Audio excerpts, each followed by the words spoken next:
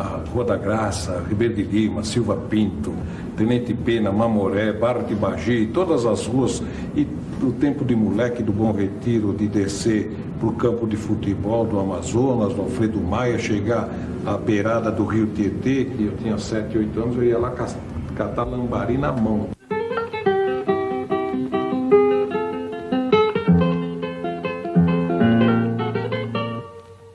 Os trilhos trouxeram os primeiros judeus e mudaram a vocação do bairro. A partir de 1904, quando foi inaugurada a Estação da Luz, o Bom Retiro deixou de ser só dos italianos e das chácaras de fim de semana.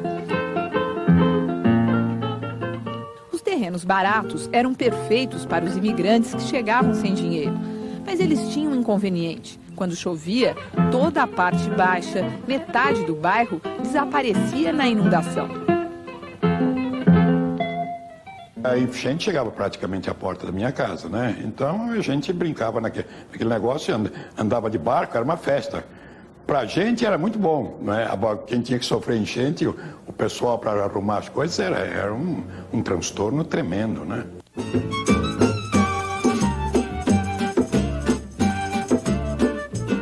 O vai e vem dos passageiros, o vai e vem das máquinas de tecer. As primeiras lojinhas eram de roupas usadas e surgiram ao lado da estação. Depois vieram os mascates, vendedores de porta em porta que iam até os bairros mais distantes. Os judeus confirmaram no Brasil a tradição de bons vendedores. Convenciam a freguesa de estar fazendo um bom negócio, mesmo sem falar uma palavra em português. Trabalhamos na rua, vendendo roupa.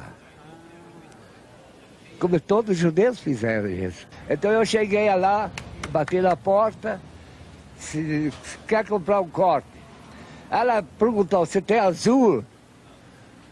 Eu fiquei quieto, eu não sabia qual é azul, que era marrom, qual é preta. Então ela mesmo disse, olha, esse corte azul, esse é marrom, esse é preto.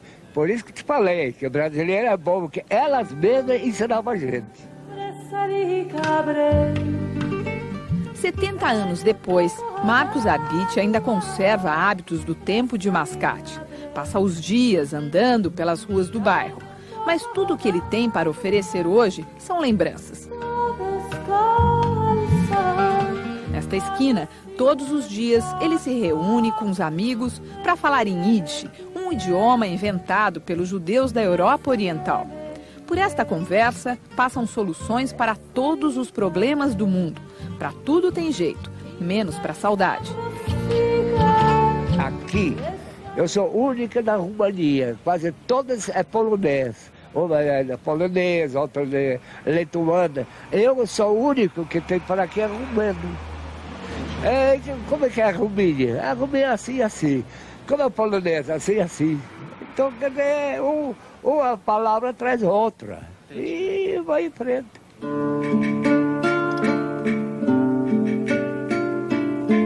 Quando a Polônia, a Romênia, a Lituânia estavam mais frescas na memória. Quando a saudade insistia em não dar espaço para aceitar o jeito da nova terra. Trabalhar e fazer dinheiro era o que justificava ter deixado a história de uma vida inteira para trás. Naquela época, todos os judeus, independente da nacionalidade, eram chamados de russo da prestação. O nome se justifica, vendedores ambulantes, os inventores do crediário e de um curioso serviço de proteção ao crédito. Aqui é a porta da entrada da freguesa. Então, se a freguesa era caloteira, eles marcavam no lado, em Yiddish, tzvok. Tzvok quer dizer caloteiro. Então, se vinha um outro vender, bater, ele automaticamente olhava e disse, pá, aqui não, aqui tem ângulo.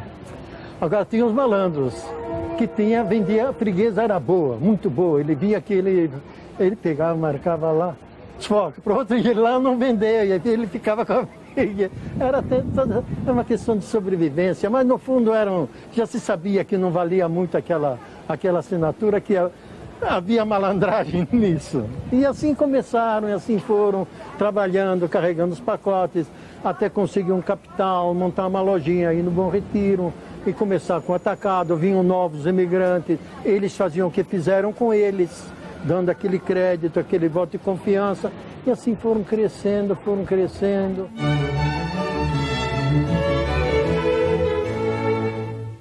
O Bom Retiro também cresceu e ganhou escolas importantes que trouxeram para o bairro a alegre movimentação dos estudantes. O prédio onde hoje funciona a Oficina Cultural Oswald de Andrade abrigou a primeira escola de farmácia do país. A Pinacoteca foi construída para ser a Escola de Artes e Ofícios, vizinha do antigo Instituto Politécnico. Numa se formavam os engenheiros, na outra os artesãos. Prédios majestosos, obras de engenharia arrojadas, são algumas das marcas de Ramos de Azevedo. Também são um retrato arquitetônico de um tempo que, sem exagero, poderia receber o título de Época de Ouro.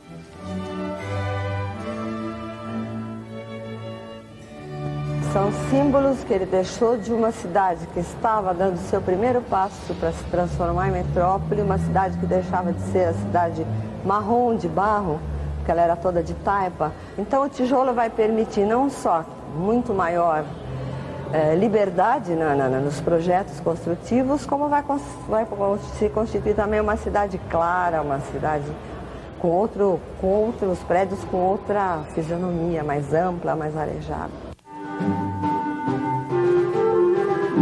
O prédio da Politécnica guarda muitas histórias. Foi aqui que alunos de engenharia, aliados dos rebeldes, fabricaram munição para a Revolução Constitucionalista de 32.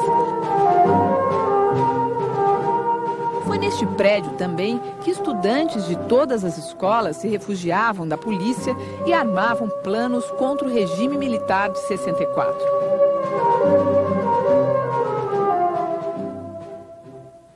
Da Revolução de 24, que foi quase toda na Avenida Tiradentes, teve muita coisa ali, não toda, mas foi, porque o quartel da Força Pública era ali, e foi ali que o irmão do Juarez Távora, Joaquim Távora, levantou a Força Pública, né?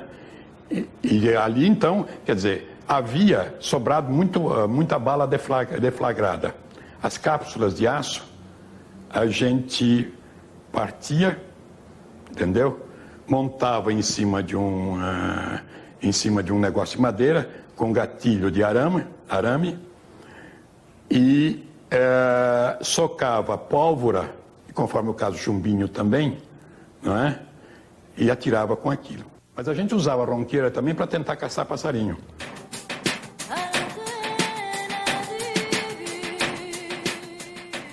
No caldeirão dos sabores, todas as culturas se misturam. O dono da lanchonete se chama Manuel. O sotaque combina com o nome, mas no lugar do bigode farto, olhos puxados. Nós saímos de Moçambique e somos refugiados de lá, né? Em 75.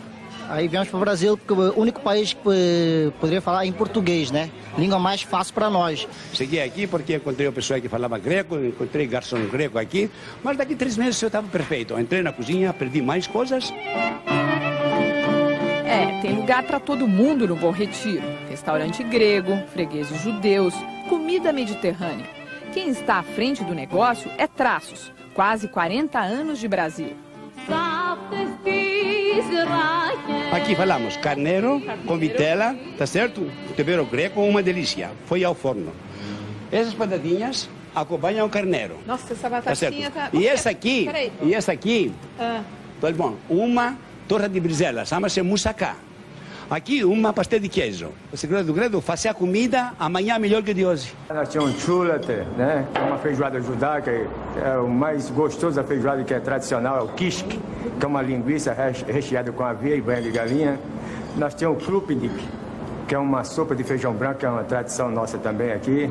No restaurante judeu, quem apresenta o cardápio é um nordestino. Aqui tudo é preparado segundo a tradição kasher, que proíbe, entre outras coisas, comer porco, crustáceos, carne e leite numa mesma refeição. O tempero é um segredo que vai passando de geração para geração, sempre por mãos femininas, ou como eles dizem, a Yid Shimam, a poderosa mãe judia. Uma mãe italiana fala, se você não come, filho, eu te mato. Uma mãe judia fala, se você não come, filho, eu me mato. A mãe cozinhava muito bem. Eu me lembro desde muito pequenininha do ladinho do fogão. Aprendi assim mais olhando. Massa de tomate, você fazia tudo em casa. Meu avô tinha uns tachos de cobre aqui na Rua Solon, aqui logo mais adiante.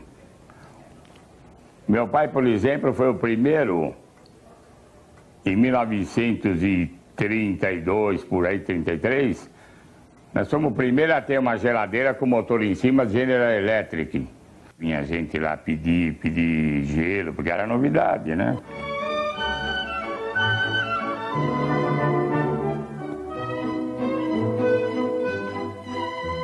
O Jardim da Luz é testemunha silenciosa da história do Bom Retiro. Planejado como jardim botânico, acabou sendo o primeiro jardim público da cidade. As árvores, hoje centenárias, assistiram ao tempo em que só era permitido entrar aqui de paletó e chapéu e acompanharam também a vida de seu Rafael. Fotógrafo desde 1945, ele trabalha todos os dias no Jardim da Luz. Aquele tempo eu estava com a máquina de lambe-lambe, máquina de caixote. Era branco e preto, apontava a fotografia na hora, né? Depois que saiu o retrato colorido, aí o branco e preto caiu, né? Fizeram muitas máquinas de fotografia, eles vendem aí, e o pessoal foram aprendendo a tirar fotografia. Agora acho que cada um tem sua máquina, aí eles quase não tiram. Meu pai trazia, né? Ele que trazia. Eu acho que não tinha cercado aqui, né? Esse cercado aqui não tinha, não. Não tinha, não. Aqui tinha uns animais cercados e só, né? O que o senhor vinha fazer aqui? Escutar, tocar, a banda tocar. Tinha um lago bonito, aqui tinha um restaurante bonito ali, tudo ali era bonitão, rapaz. Aqui era bonitão pra valer, rapaz. A criança não tem entendimento, né? Então agora vem a recordação. Naquela época era São Paulo da Garoa. Depois começou a crescer os prédios, a garoa foi embora. Puta, São Paulo da Garoa, São Paulo de Terra Boa.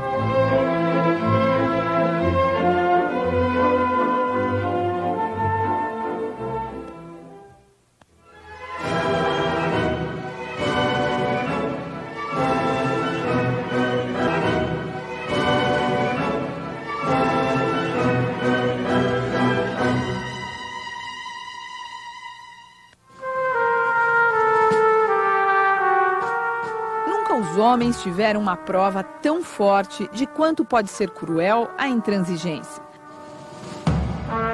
A Segunda Guerra Mundial destruiu a Europa. Quem tinha recursos e forças para uma longa viagem de navio se aventurou pelo Atlântico em busca de um lugar onde a palavra futuro fizesse sentido. Quando nós chegamos, era bastante gente, era quase 700, porque eram todas as raças dentro. Do lado de Cairo, turcos, gregos, todas as raças estavam dentro do navio.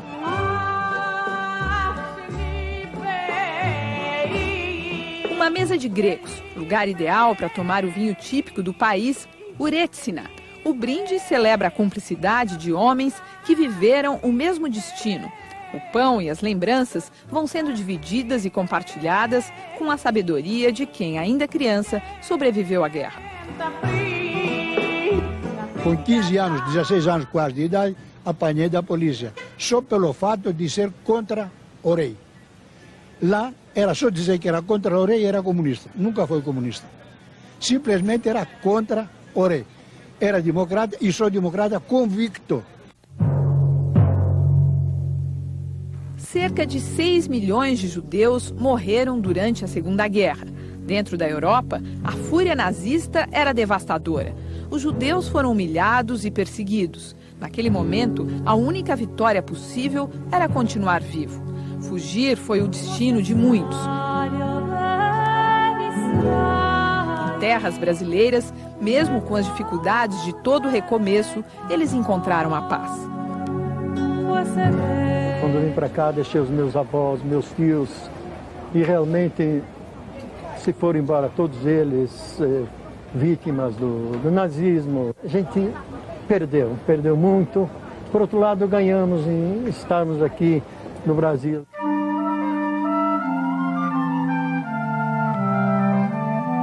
Davi Rabinovics chegou ao Bom Retiro ainda criança e aqui ficou. Com a intimidade de toda uma vida, em cada esquina ele enxerga um pedaço da história do bairro, que também é a história da sua gente. Naquele tempo moravam 2, 3 famílias numa casa só para dividir o aluguel, que era muito difícil, e economizavam o máximo possível. Só não economizavam numa coisa: mandar os filhos para as escolas. Isso era uma questão de honra, uma questão primeira ordem, dar educação para os filhos. Nós éramos garotos, 2 vezes por semana as internas saíam para dar uma volta para os uniformes. Era tão bonito que encantava a gente. As memórias de Davi são do tradicional Colégio Santa Inês, onde se formavam as professoras do bairro. Os tempos rigorosos são coisa do passado. Hoje, os olhares masculinos não surpreendem mais ninguém. Meninos e meninas dividem a sala de aula e as brincadeiras de infância.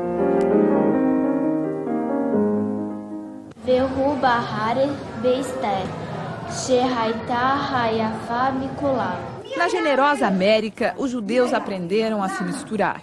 Jéssica estuda na escola mais próxima de casa, a Renascença, construída pela colônia judaica. Os olhos, os costumes, as crenças podem ser diferentes. A amizade de criança não tem fronteira, é sempre igual. Na hora do lanche a gente começou a conversar, como é que a gente chama o nosso nome, falando nossas idades, daí a gente ficou amigas. Eu também sou uma menina coreana e minhas famílias são coreanas, ela também é uma menina portuguesa. Dia portuguesa, né? Uhum. Que é mais diferente ainda.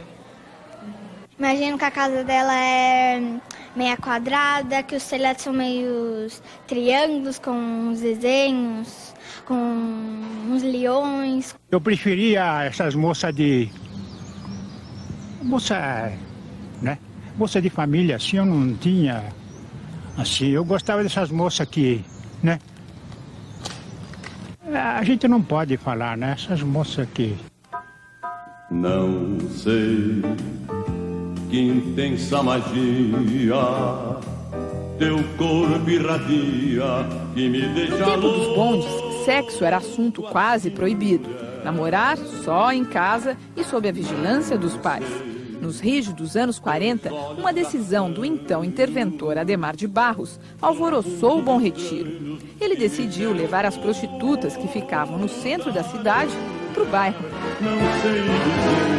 E o Bom Retiro, na época da existência dos bondes, quando chegava ele vinha do Lago São Bento até a Rua Ribeiro de Lima, mas hiperlotado. Os balaústres, viu? Todo mundo dependurado. Vinha e o pessoal ia para a zona. Eram casas térreas e ficavam janelas e portas com ripinhas. E elas ficavam deitadas, porque era proibido elas ficarem na rua. Mas elas ficavam todas expostas aqui atrás das janelas e tal, e se oferecendo a mercadoria que elas tinham para vender. A história das prostitutas no bairro foi apagada das fachadas e hoje vive apenas a memória dos moradores, assim como tantas outras histórias. A torcida mais famosa de São Paulo, quem sabe nunca teria existido se não fosse uma esquina do Bom Retiro. Pouca gente sabe que no Bom Retiro nasceu o famoso Corinthians Paulista, Esporte Clube Corinthians Paulista. Foi nessa esquina aí. Debaixo de um lampião, se reuniram uns imigrantes italianos e vai para lá, vai para cá, vamos fundar o Esporte Clube Corinthians Paulista. Salve o Corinthians! O time das multidões, das jogadas surpreendentes, da torcida sofrida. São Paulo deve ao Bom Retiro uma das suas maiores paixões.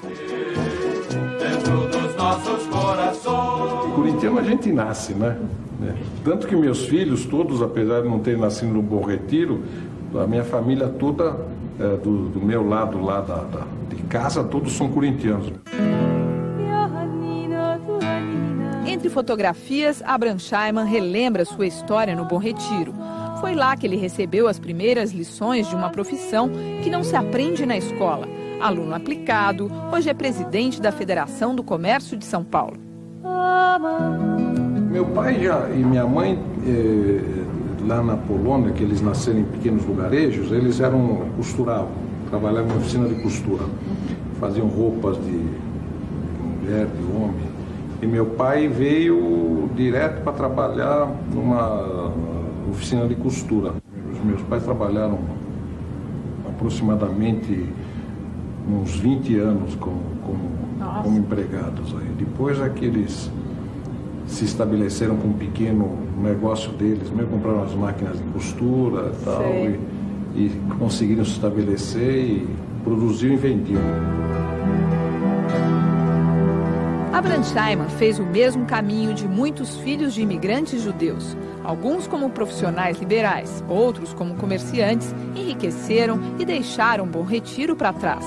Hoje voltam apenas em algumas ocasiões. A mais importante delas está ligada à religião.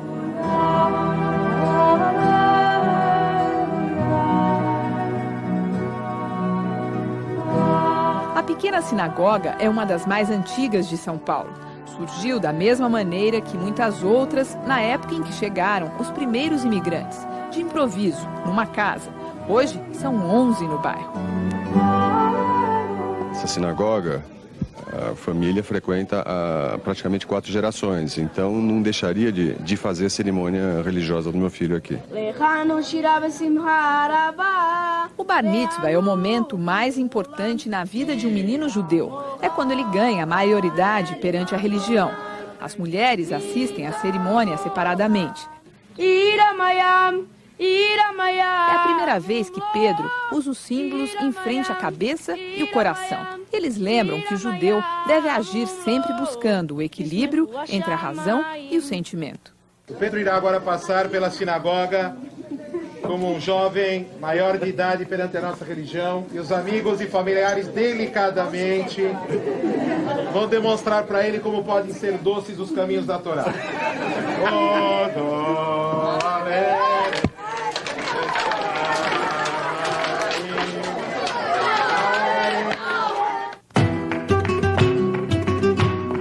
A lei do Bom Retiro nunca mudou. Tudo gira em torno do trabalho. A determinação do povo judeu é marcante, mas uma outra característica já está impressa no bairro: a obstinação dos coreanos. Hoje eles são donos de quase todas as lojas. A família Ali é vizinha dos Kogan, culturas tão diferentes, histórias tão parecidas. Eu cheguei aqui, continuei, não mudei ramo, alfaiate, trabalhei. Mas encontrei aqui muito micho.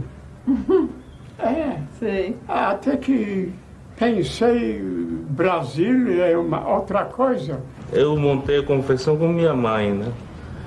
Mínimo 3 dias por semana virava a noite. Os filhos dos judeus ajudavam no negócio dos pais, tradição que se repete com os coreanos. 123 mais 178.